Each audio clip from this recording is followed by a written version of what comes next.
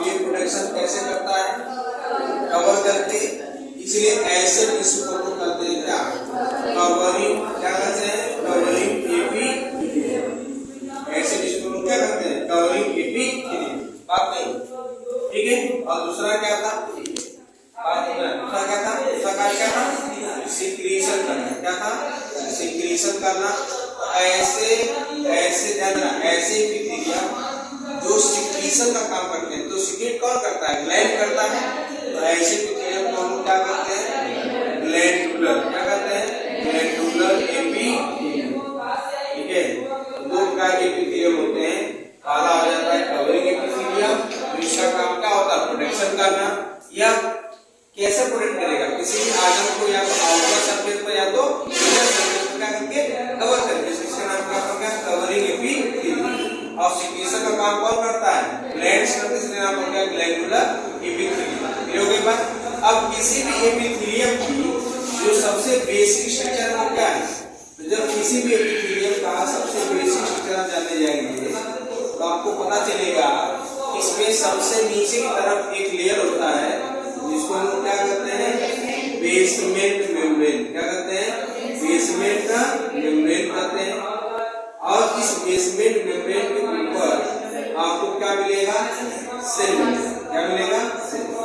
इन sales के बीच में कोई भी इंटरसेलुलर स्पेस नहीं पाया जाता। यहाँ पर नो इंटरसेलुलर स्पेस है। और एक बात और, यह एवास्कुलर होता है, यानी इसमें कोई भी ब्लड वेसल्स प्रेजेंट नहीं होगा। अगर इसको कोई पदार्थ चाहिए तो पदार्थ कहाँ से लेगा, अपने नीचे प्रेजेंट कनेक्टिव टिश्यू से। ठीक है, और वो पदार्थ कैसे मूव करेगा, by the process of liquid. जो कि ये सारी बातें हमने कल आपको समझा दी थी। ठीक है, अब देखो आगे, ये जो कवरिंग एपिथेलियम है, इसको on the basis of structure के बेसिस पर क्या करते हैं, दो पार्ट में डिवाइड करते हैं। पहला जो होता है इसको हम लोग करते हैं क्या, सिंपल एपिथेलियम करते हैं, या सिंपल कवरिंग एपिथेलियम कर लीजिए। और जो दूसरा होता है इसको हम लोग कहते हैं क्या, स्ट्रैटिफाइड। क्या कहते हैं, स्ट्रैटिफाइड कवरिंग एपिथेलियम। ठीक है, अब देखो जो आपका सिंपल एपिथेलियम है इसको सिंपल क्यों करते हैं, हाँ, मतलब कि ऐसा एपिथेलियम जहां पर सेल्स के बस कितने लेयर होंगे, एक सिंगल लेयर होगा, उसको कहा जाएगा सिंपल एपिथेलियम। यानी ऐसे एपिथेलियम जहां पर बेसमेंट मेम्ब्रेन के ऊपर से कितने लेयर होंगे, सिंगल लेयर होगा, उसको कहा जाएगा क्या, सिंपल एपिथेलियम। और दूसरा क्या होगा, स्ट्रैटिफाइड एपिथेलियम। इसका मतलब कि जहां पर आपका एक से ज्यादा लेयर प्रेजेंट है, जहां पर क्या हो, एक से ज्यादा लेयर, यानी सेल्स की एक लेयर न होकर के एक से ज्यादा लेयर आप सेल्स प्रेजेंट हो, ऐसे एपिथेलियम को हम लोग क्या कहेंगे, स्ट्रैटिफाइड। हाँ, स्ट्रैटिफाइड एपिथेलियम। बात समझ गए, यानी अगर एक लेयर है तो सिंपल है, और एक से ज्यादा लेयर क्या हो गया, स्ट्रैटिफाइड एपिथेलियम। क्योंकि बात अब ध्यान देना, अब यह जो सिंपल एपिथेलियम है इसको हम लोग कई पार्ट में डिवाइड कर देते हैं, on the basis of shape of cells. On the basis of shape of cells, कि सेल का शेप कैसा है। पहला होता है सिंपल स्क्वैमस। क्या होता है, सिंपल स्क्वैमस। दूसरा होता है सिंपल क्यूबॉइडल। क्या होता है, सिंपल क्यूबॉइडल होता है। तीसरा होता है सिंपल कॉलमनर। क्या होता है, सिंपल कॉलमनर होता है। और चौथा होता है सिंपल सिलिएटेड कॉलमनर। ये 4 पार्ट में हमने डिवाइड किया है ना। हमने इसका स्ट्रक्चर भी बना दिया था कॉलमनर, कि यदि स्क्वैमस का मतलब क्या होता है, चिपटा। यदि बेसमेंट मेम्ब्रेन पर जो सेल प्रेजेंट है वह एक ही लेयर में हो, लेकिन उन सेल का शेप कैसा हो, चिपटा हो, फ्लैट हो, यानी बहुत मोटे न हो, बहुत ही चिपटे हो, तो ऐसे एपिथेलियम को हम क्या कहेंगे, सिंपल स्क्वैमस। बात क्लियर हुई। और यदि यहाँ पर जो शेप है वो कैसा हो जाए, क्यूब लाइक। कैसा हो जाए, क्यूब लाइक। जो सेल का शेप है अगर ये क्यूब लाइक हो जाता है इसको हम कहते हैं सिंपल डिवाइडर, क्या कहते हैं, सिंपल डिवाइडर। और यदि शेप जो यदि शेप जो बेसमेंट मेम्ब्रेन पर वह कॉलम लाइक शेप का हो जाता है तो उसको हम क्या कहते हैं, सिंपल कॉलमनर। क्या कहते हैं, सिंपल कॉलमनर एपिथेलियम कहते हैं इस तरीके का। और हमने कल बताया था कि सिंपल कॉलमनर एपिथेलियम जो कॉलमनर होता है उसमें न्यूक्लियस कहाँ पे होता है, बेस पे कहाँ होता है, बेस पे, ठीक है। और इसके बाद क्या होता है, स्ट्रेटिफाइड कॉलमनर एपिथेलियम क्या होता है, भैया यहाँ पर ये आपका हो गया बेसमेंट मेम्ब्रेन और इसके ऊपर क्या होगा, कॉलम लाइक सेल होगा, लेकिन इसमें क्या प्रेजेंट होगा, सीलिया। क्या प्रेजेंट होगा, सीलिया क्या होगा, प्रेजेंट होगा। तो ऐसे एपिथेलियम को हम लोग कहेंगे क्या, सिंपल सीलिएटेड कॉलमनर एपिथेलियम। पास में क्या क्लियर होगा। तो ये इतने टाइप का क्या हो गया, सिंपल एपिथेलियम। कोई दिक्कत नहीं ना। अब देखिए आगे क्या आता है, अगला आता है स्ट्रेटिफाइड एपिथेलियम। क्या आता है, स्ट्रेटिफाइड एपिथेलियम। अब ये कैसा एपिथेलियम होता है, यहाँ पर जो सेल्स का लेयर होता है वो क्या होता है, मोर देन वन। अगर बेसमेंट मेम्ब्रेन के ऊपर जो सेल्स का लेयरिंग है वो एक से ज्यादा है उसको हम लोग क्या कहेंगे, स्ट्रेटिफाइड एपिथेलियम। ये अभी उतने ही प्रकार का होगा। कौन से होगा भैया, पहला होगा क्या, स्ट्रेटिफाइड। क्या होगा, स्ट्रेटिफाइड स्क्वैमस। क्या होगा, स्ट्रेटिफाइड स्क्वैमस एपिथेलियम। दूसरा होगा स्ट्रेटिफाइड क्यूबॉइडल एपिथेलियम, ठीक है। तीसरा होगा स्ट्रेटिफाइड और क्या आपका कॉलमनर एपिथेलियम। बात से नहीं बदलनी है, कितने टाइप होगा। अब यहाँ पर स्ट्रेटिफाइड स्क्वैमस का क्या मतलब होगा, ये हो गया बेसमेंट मेम्ब्रेन और इस बेसमेंट मेम्ब्रेन के ऊपर more than one layer, double नहीं कहेंगे, मोर देन वन लेयर। वह एक भी हो सकता है, दो भी सकता है, तीन भी सकता है, चार भी सकता है।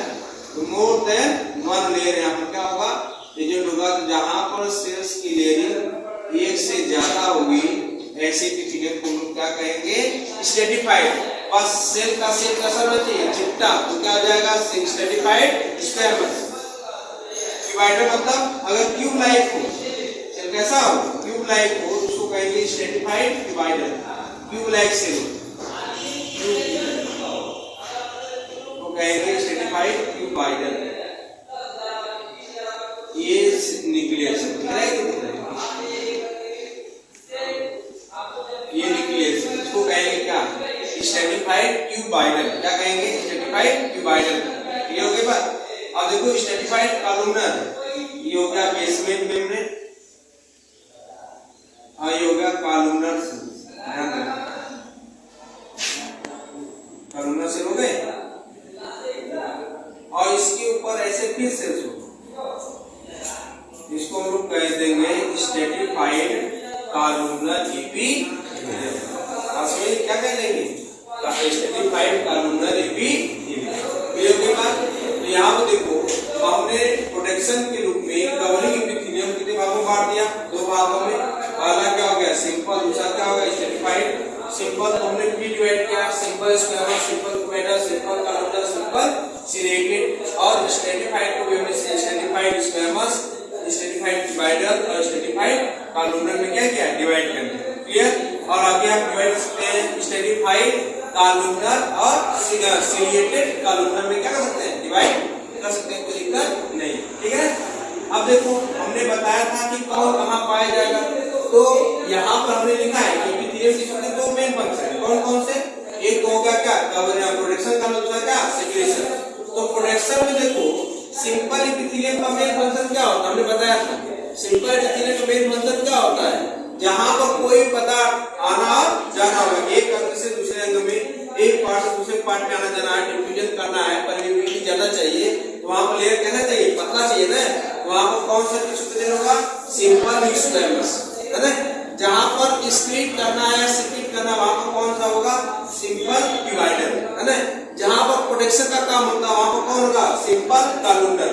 और अगर उसमें सीलिया है तो सीलिया। अब सीलिया का क्या काम है, जैसे हमने बताया था कि हम लोग का ये जो आपका ये होता है ट्रेकिया होती है, इस ट्रेकिया में कोई भी पदार्थ जो है कि क्या होता है, जैसे म्यूकस होता है, तो म्यूकस को क्या करना है, बाहर निकालना लगातार क्लोन करके। तो वहां पर कौन सा एपिथेलियम प्रेजेंट होगा भैया, वहां प्रेजेंट होता है, देखो वहां प्रेजेंट होता है स्ट्रैटिफाइड, क्या प्रेजेंट होता है, स्ट्रैटिफाइड सिलिएटेड कॉलमनर एपिथेलियम, वहां पर कैसा प्रेजेंट होता है, हाँ इस तरीके का टिश्यू वहां पर प्रेजेंट होता है, इसको हम लोग कहते हैं stratified ciliated columnar epithelium, stratified ciliated columnar epithelium वहां प्रेजेंट होता है। कहां पर, आपके स्टैकिया में, ताकि जो भी म्यूकस जाए, म्यूकस को अंदर में क्या किया जाए, बाहर ढकेल दिया जाए रोलिंग करके। ऐसे फिंगर लाइन स्ट्रक्चर्स होते हैं जो लगातार सीलिया फिट करती है और म्यूकस कहां चला जाता है, बाहर की तरफ। समझ में आई बात नहीं है, आ रहा है? तो ये सारे फंक्शन होते हैं। जैसे आपको बता दें, फॉर एग्जांपल जब इंटरकोर्स होता है तो स्पर्म जब फीमेल के वेजाइना में जाता है तो फिर वहां से क्या होता है, अब देखो जो स्पर्म होता है उसके पास क्या होता है, फ्लैजेला होता है, वह मूव कर सकता है, ठीक है, लेकिन उसको पहले कहां जाना है, देखो फॉर एग्जांपल ये हो गया यूटेरस, यूटेरस के नीचे क्या होता है, सर्विक्स होता है, ठीक है, इसके बाद आता है वेजाइना, यहां से ऐसे, यहां आप देखोगे ऐसे दो ट्यूब निकली होती है जिसको हम लोग कहते हैं फैलोपियन ट्यूब, और यहाँ पर ये ऐसा स्ट्रक्चर होता है। अब ये जो फैलोपियन ट्यूब होती है ये आगे जा करके ऐसे फिंगर लाइक प्रोजेक्शन में बदल जाती है, ठीक है, इसको हम लोग कहते हैं फिल्मरी, क्या कहते हैं फिल्मरी, और उसके अगल बगल क्या होती है, ओवरी प्रेजेंट, क्या प्रेजेंट होती है, ओवरी। तो जब ओव्यूल नहीं कहेंगे, हम कहेंगे एग सेल। जब एग सेल क्या होता है, यहाँ से ओव्यूल से बाहर निकलता है और आता है कहाँ, फैलोपियन ट्यूब में, और स्पर्म को कहाँ जाना है, यहाँ से जाना है, तो यहाँ से पूरा मूव करके यहाँ तक जाएगा, इस साइड या इस साइड जहाँ पर भी जाए मूव करके जाएगा, इतनी दूरी को तय नहीं कर पाता है। तो यहाँ पर भी सीलिया प्रेजेंट होते हैं, यानी वहां पर भी कैसे एपिथेलियम प्रेजेंट होंगे, हाँ सिलिएटेड एपिथेलियम प्रेजेंट होंगे, कॉलमनर सिलिएटेड एपिथेलियम, जो एक्ट कर सकते हो कि स्पर्म सेल को ना ऐसे उठा कर फेंकते हैं आगे की तरफ, हमेशा उनकी पोलिंग कहाँ होगी, आगे की तरफ होगी, वो जैसे ही वहां पर पहुंचेगा स्पर्म से उठाकर फेंक देगा आगे, यानी उसके मूवमेंट में कौन करता है, हेल्प करता है, हाँ सीलिया हेल्प करती है। बात समझ आई बात नहीं, तो वहां पर कौन सा एपिथेलियम होगा, सिलिएटेड एपिथेलियम होगा, ये बातें समझ में आई बात नहीं है। तो जहां पर तो बॉडी के अलग अलग आर्गन में अलग अलग टाइप के एपिथेलियम पाए जाएंगे, ये बातें समझ में। जैसे स्किन है, स्किन कैसे एपिथेलियम है, याद रखना, स्किन है स्ट्रैटिफाइड स्क्वैमस एपिथेलियम प्रेजेंट होती है, कैसे होती है, स्ट्रैटिफाइड स्क्वैमस एपिथेलियम। और आपको बता दें एक भी स्पेशल टाइप ऑफ एपिथेलियम है जिसको हम हमने कभी नहीं देखा है। देखो एक होता है, एक एपिथेलियम होता है, इसको हम लोग कहते हैं ट्रांजिशनल एपिथेलियम। क्या नाम होता है, ट्रांजिशनल एपिथेलियम, हाँ ट्रांजिशनल एपिथेलियम, क्लियर की बात, ये होता है। अब ट्रांजिशनल एपिथेलियम क्या होता है, ये पाया जाता है आपके कहां प्रेजेंट होता है, यूरिनरी ब्लैडर में, कहां प्रेजेंट होता है, यूरिनरी ब्लैडर, ठीक है, ये हो गया यूरिनरी ब्लैडर, यहां से यूरिन क्या होगा, तो यूरिनरी ब्लैडर क्या होता है, वह स्ट्रक्चर जिसमें वह फैला हुआ बैग जिसमें यूरिन क्या होता है, जमा होता है, डिपोजिट होता है, उसको कहते हैं यूरिनरी ब्लैडर, ठीक है। यह यूरिनरी ब्लैडर जो होती है यह बनी होती है ट्रांजिशनल एपिथेलियम। अब कहेंगे सर ये कौन सा एपिथेलियम आ गया, नया स्पेशल टाइप ऑफ एपिथेलियम होता है, इसमें कैपेसिटी होती है स्ट्रेच करने, फैलने की कैपेसिटी होती है, कैसे कैपेसिटी है, फैलने स्ट्रेच होने की कैपेसिटी होती है। इसमें ट्रांजिशनल एपिथेलियम होता क्या है, फॉर एग्जांपल कि आप ऐसा समझ लीजिए कि आप किसी ऐसे फंक्शन में गए हैं या कभी क्लास में बैठे हुए हैं, ठीक है, और टीचर थोड़ा सा पुरुष टाइप में, अब आपकी हिम्मत नहीं हो रही, आपको यूरिन लगा है ना, आपको महसूस हो रहा है, लेकिन अब आपकी हिम्मत नहीं हो रही कि जाए बाहर या कर दे, तो फिर क्या हो, आप बैठे हुए उसी तरीके से बैठे हुए। अब ऐसा तो है नहीं किडनी काम करना बंद कर देगी, भैया डर लग रहा है किडनी प्रिंटर न करेगी ब्लड को, वो तो करेगी अपना काम, ठीक है, लगातार यूरिन को क्या करेगी, बनाएगी, लगातार यूरिन क्या करेगी, बनाएगी। अब यूरिन को अगर लगातार बना रही है तो वो यूरिन डिपोजिट होगा ना, कहाँ डिपोजिट होगा, किसी इसमें यूरिनरी ब्लैडर में डिपोजिट होगा। ठीक है, अब लगातार यूरिन अगर डिपोजिट होता हुआ चला जा रहा है तो ये तो है नहीं कि भैया इसमें ऐसी कोई कैपेसिटी हो, बात समझ में नहीं। यानी होता क्या है कि यह जो यूरिनरी ब्लैडर है इसमें जो यूरिन होता है वो अप्रोक्सीमेटली आधा लीटर यानी हाफ लीटर क्या होता है इसमें एक बार में संग्रहित हो सकता है। ठीक है, अब इसमें और प्रेशर पड़ा है और प्रेशर पड़ा, यूरिन और आ जा रही है तो फिर क्या करेगा, इसमें है ट्रांजिशनल एपिथेलिया, यह फोल्डिंग होती है, ये उसका फोल्ड ओपन हो जाएगा, थोड़ा सा स्ट्रेच कर जाएगा, फोल्ड ओपन हो जाएगा, फिर यूरिन और जब भरा गया फिर नहीं जा रहे हैं, फिर स्टेज ओपन हो गया, फिर और भर जाएगा, बस में यानी ये ऐसे ओपन होता चला जाएगा। और ध्यान दो, जब ये नॉर्मल कंडीशन रहेगा ये एपिथेलिया तो आपको कैसा दिखाई देगा, इसके सेल्स कैसे दिखाई देंगे, क्यूबॉइडल, कैसे दिखाई देंगे, क्यूबॉइडल। इस बात को याद रखो, जब यह एपिथेलिया नॉर्मल कंडीशन प्रेजेंट होगा तो इसके सेल कैसे दिखाई देंगे, क्यूबॉइडल। लेकिन जब ये स्ट्रेच हो जाएगा, जब ये फैल जाएगा, ट्रांजिशन फेज में चला जाएगा तो इसके सेल दिखाई देते हैं स्क्वेमस। कैसे दिखाई देते हैं, कम गया, ऐसे स्प्रेड कर गया, प्रेशर वैसे कैसे दिखाई देगा, स्क्वेमस। और अगर नॉर्मल कंडीशन में कैसे दिखाई देगा, क्यूबॉइड। ये बातें समझ आएगी आ रहा है ना। ये कहाँ पाया जाता है, ये ट्रांजिशन एपिथेलियम कहाँ पाया जाता है, जगह पूरे बॉडी में एक ही जगह पाया जाता है, कहाँ, यूरिनरी ब्लैडर, और कहीं नहीं पाया जाता है। और याद रखना यहाँ पर लगे होते हैं स्पिंचर, क्या लगे होते हैं, स्पिंचर, या आप कहते हैं वाल्व लगे होते हैं। यह वाल्व आपके यूरिनरी ब्लैडर को रोक करके रखते हैं, फोल्ड करके रखते हैं। ठीक है, और यहाँ से सिग्नल नर्व के द्वारा आपके बॉडी में पहुंचती, ब्रेन में पहुंचती। होता क्या है, जब यूरिन यहाँ पर फट जाता है तो जो यूरिन होता है वह उस स्पिंचर पे ऐसे दबाव डालता है, प्रेशर डालता है, तो इसके स्पिंचर के साथ साथ जो आपका नर्व होगा वो आपके ब्रेन के साथ जुड़ा हुआ है, वो मैसेज लेकर जाएगा कि भैया पूरा टंकी फुल हो गया है ना, तो आप बाहर निकालते हो। अब पता चला कि नहीं, कुछ पता नहीं चलता है ना। कभी कभी ऐसा होता है, जो छोटे बच्चे होते हैं रात को देखते हैं ना, छोटे बच्चे क्या करते हैं, रात को पता चला डेली पेशाब कर देते हैं बिस्तर पर, ऐसा होता नहीं होता है, उनको पता ही नहीं होता है। रीजन क्या है, उनकी सेंसिंग प्रॉब्लम लगती है ना, कि बड़े होते धीरे सेंसिंग प्रॉब्लम क्या आती है, सही है। ये बात समझेंगे तो समझाया क्या है कि बोल जल्दी कोई दिक्कत समझा ना। इन सबका काम क्या है, बॉडी को प्रोटेक्ट करना, किससे प्रोटेक्ट करना, बैक्टीरिया से, इंजरी से, बस में